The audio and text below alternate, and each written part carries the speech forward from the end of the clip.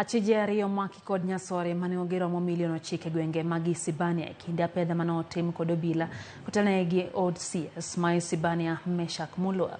Jatend obila e kaunti ma Migori Francis Nguli oyango ni nyasore gi noriko ting' kod nyamburko mar nyadhi mar Prado ka owuok e piny mar Tanzania.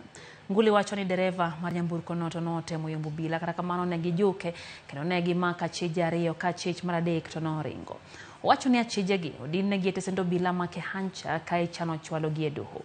Jatend obila no wacho ni pod gidhi nyime kod timo pedha ne jogo ma uso njaga kod yedhe mamero ji jumbe ariyo mokalo. Njaga ma nengone romo siling milion 20 nomaki e tong' Kenya gi Tanzania.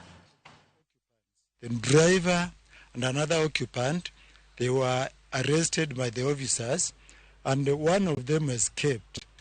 And after search, you see the vehicle is a Prado make. Of course, a lot of people you cannot buy such a vehicle. It's only for the few.